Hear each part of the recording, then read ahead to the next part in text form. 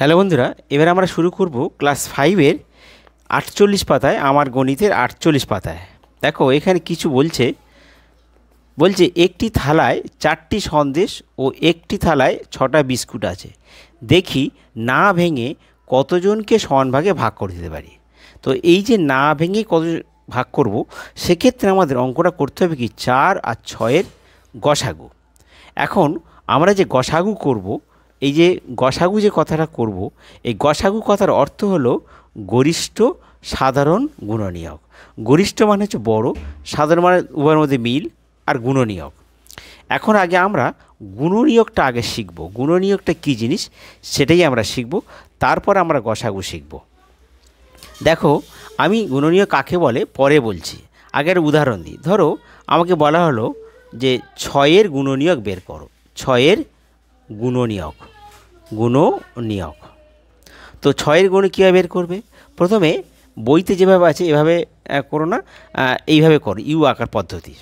প্রথমে 6টা লেখো, লিখে প্রথমে 1 দাও, মানে 1 দিয়ে একে ভাগ করো। তাহলে 1 দিয়ে কত? 6 একে 6, তাহলে এখানে 6 একে 6, ভাগফল 6। এবার তুমি 2 দাও, কারণ যদি 2 দিয়ে ভাগ করে মেলে তাহলে নেবো। তাহলে দেখো আমরা জানি 2 3 দুগুণে 6, তাহলে 2 দিলে 2 দিয়ে ভাগ করো, কত হবে? 3 দুগুণে 6, কত হলো? 3। তারপর দেখো 4 দাও, হবে না। 5 দাও, হবে না, আর হবে না। তাহলে আমাদের এইভাবে একটা ইউ আকার করে দাও, ইউ। অর্থাৎ 6-এর গুণনীয়ক হলো 1 2 3 6। তাহলে 6-এর গুণে কী কী পেলাম? 1 2 3 আর 6। আচ্ছা এইভাবে দেখো আমি 12-র গুণনীয়ক বের করি। 12-এর গুণনীয়ক, তো 12 গুণনীয়ক দেখো বের করো। প্রথমে 12টাকে লেখো, সমান সমান 1 দাও, তার মানে 1 দিয়ে ভাগ করো, 12 একে 12। 2 দিয়ে ভাগ করো, 2 দিয়ে কত? 6 দুগুণে 12, তাহলে 6 আস ভাগফল। 3 দাও, 3 দিয়ে ভাগ করো, 3 4 12, 4। 4 তো হয়ে গেছে। 5 দিয়ে ভাগ করা মিলবে না, 6 হয়ে গেছে, 6 দুগুণে 12 মিলে, তাহলে আর হবে না। তাহলে 12 গুণনীয়ক হচ্ছে এই ইউ আকার করো, ইউ আকার পদ্ধতি। অর্থাৎ 12 গুণনীয়ক 1 2 3 4 6 12।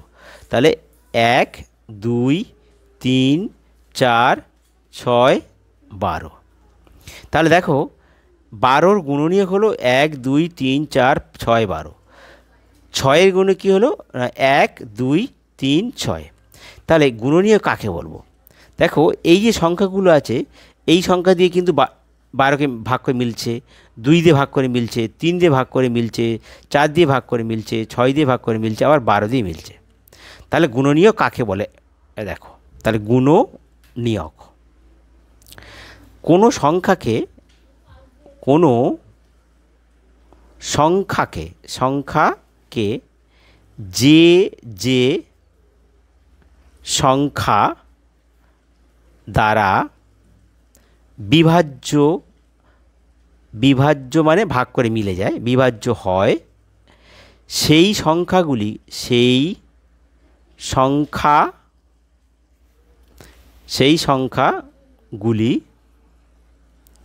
প্রথম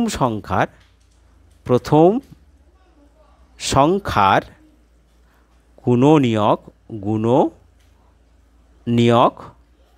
বলে। দেখো কি বললাম, যে কোনো সংখ্যাকে যে যে সংখ্যা দ্বারা বিভাজ্য হয়। দেখো তো 12, এই 12 সংখ্যাটাকে 1 2 3 4 5 6 12তে বিভাজ্য হচ্ছে।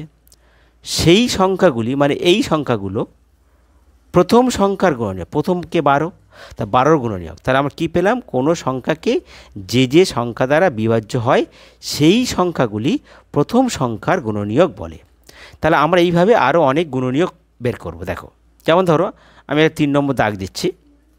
ধরো বললাম যে 15-এর গুণনীয়ক নির্ণয় করো। তাহলে আমি একে 15 লিখলাম, প্রথমে 1 দিলাম, 15 একে 15।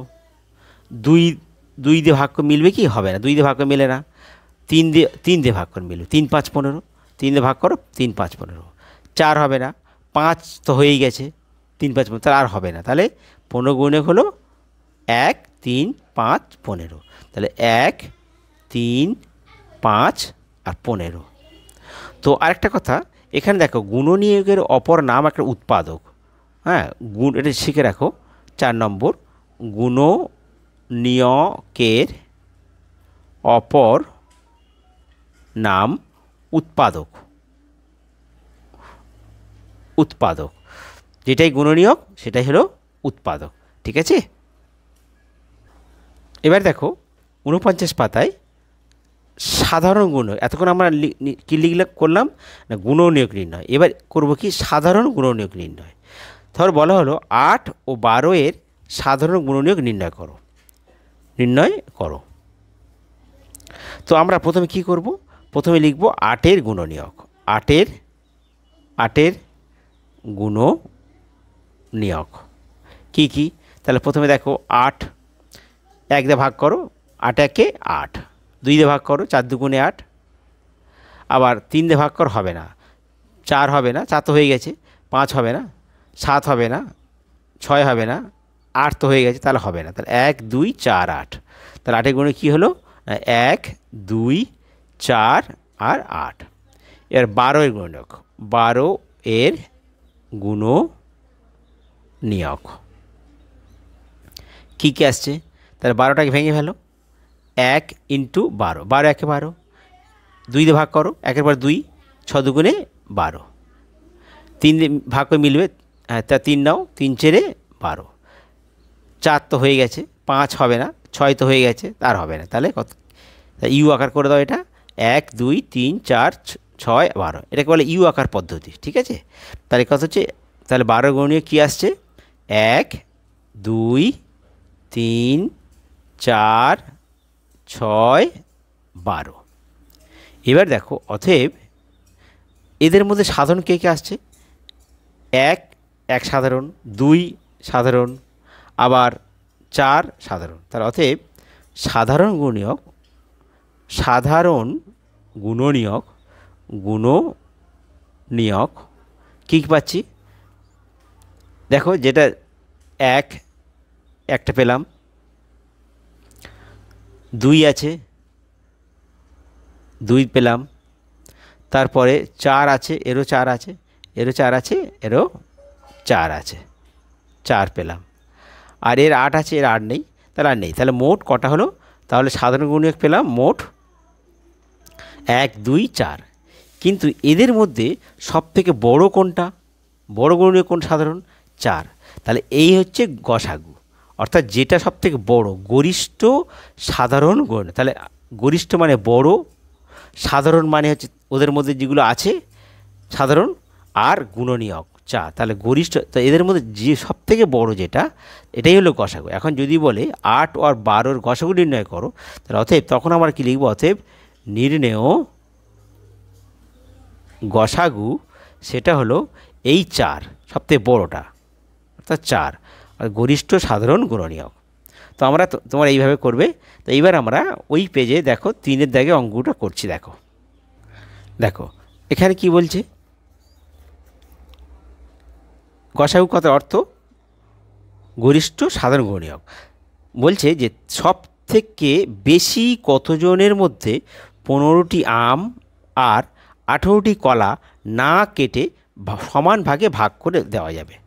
তাহলে এখানে দেখো, সব বেশি না কেটে সবথেকে বেশি, যখন বেশি বলবে তাহলে আমরা গসাগু করব।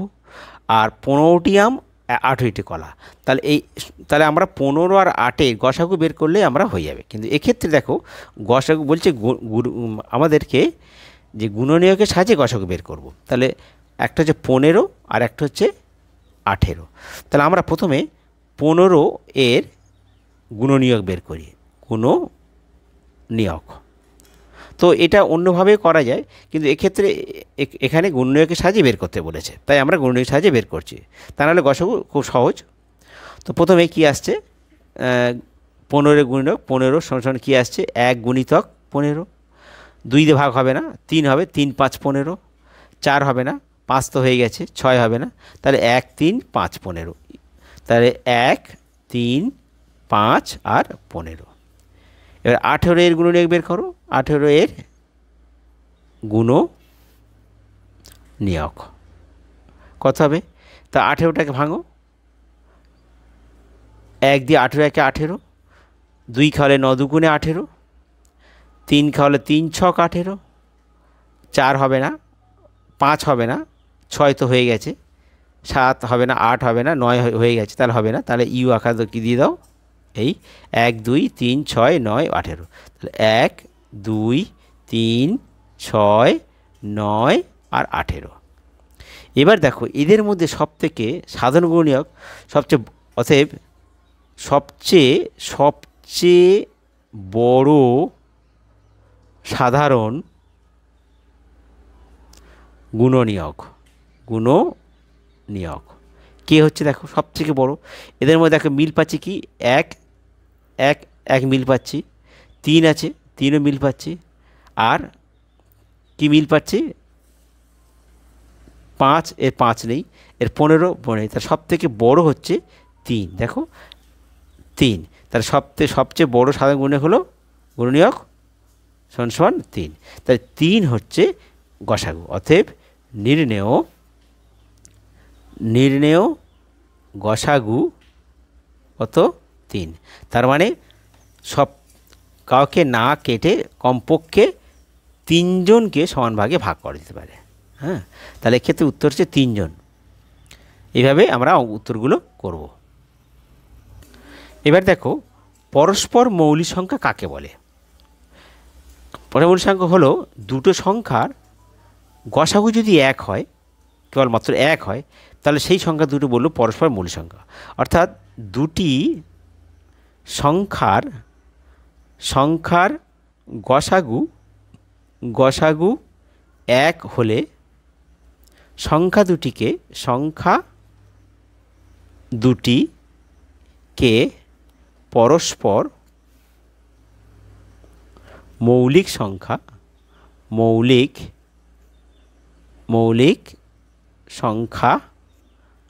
বলে।